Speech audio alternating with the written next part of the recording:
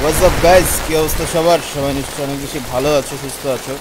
আমিও ভালো আছি, সুস্থ আছি। কিন্তু কাহিনী যেটা হইতেছে, দেখো কি পরিমাণে পানি, প্রচণ্ড পরিমাণে পানি।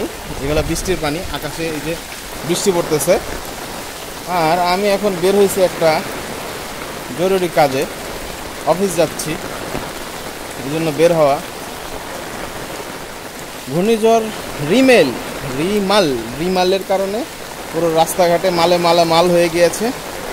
এখন এর মধ্যে দিয়ে বেরোইতে হচ্ছে। ছাতা একটা নিছি, দেখছো ওইদিকে কত পানি, বেশি, লোকের হাঁটু সমান পর্যন্ত হয়ে গেছে। আর এখানে মনে হয় বাইক এটা বন্ধ হয়ে গেছে কোনো একটা কারণ বলছে তো। হ্যাঁ, রাস্তাটা ঠিকঠাক করতে করতে আর করা হইলো না, হাঁটু পর্যন্ত উঠে গেছে অলরেডি পানি। সাঁতার দাও, সাঁতার পারো তুমি? কাহিনী যেটা হইতেছে, এখানে আসলে সাঁতার দিতে হবে, সাঁতার দেওয়া ছাড়া উপায় নাই। এই হচ্ছে অবস্থা। এই যে ভাই পানির দিতে যাইতেছে, আর এই দেখুন আর একটু হলে দোকানে পানি উঠে যাবে। এই জায়গাটা একটা গর্ত আছে, গর্তটা কই আল্লাহ জানে।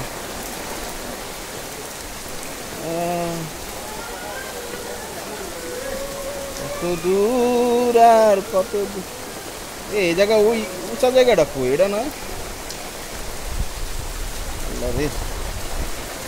ফখরুল ভাই হাকরে রয়েছেন কেন? হাকরে আছেন কেন? হ্যাঁ,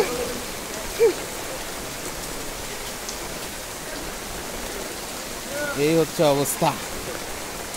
এক বৃষ্টিতে সকাল থেকে নামতেছে বৃষ্টি।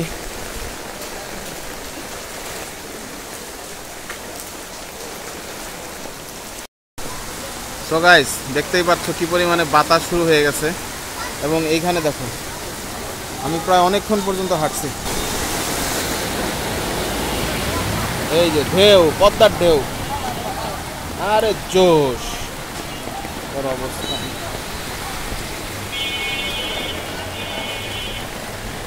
এই অটো, অফ দ্য রোড। হ্যাঁ হ্যাঁ বাবা, চলো একটু দিয়ে আসো।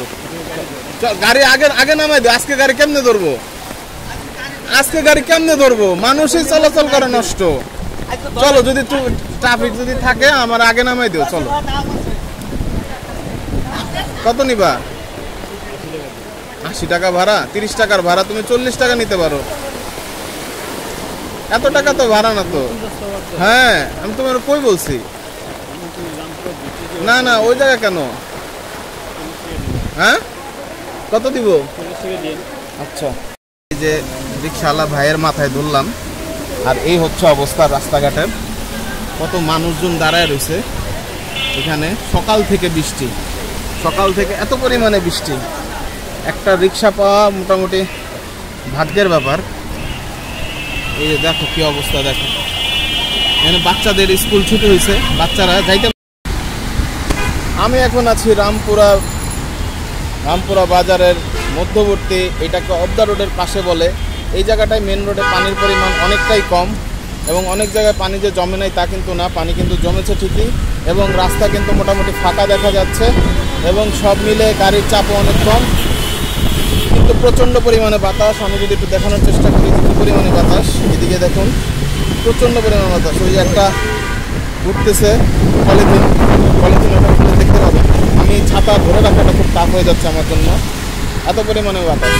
আমি বাসের জন্য দাঁড়ায় আছি, কিন্তু বাসের তো কোনো খবর নাই, বরঞ্চ রিক্সাওয়ালারা, মানবিক রিক্সাওয়ালারা অনেক বেশি ভাড়া চাচ্ছে, এবং দাঁড়ায় থাকাটা টাফ হয়ে যাচ্ছে। গাইস, কি পরিমাণে বাতাস, ছাতা ধরে রাখা টাফ হয়ে যাচ্ছে।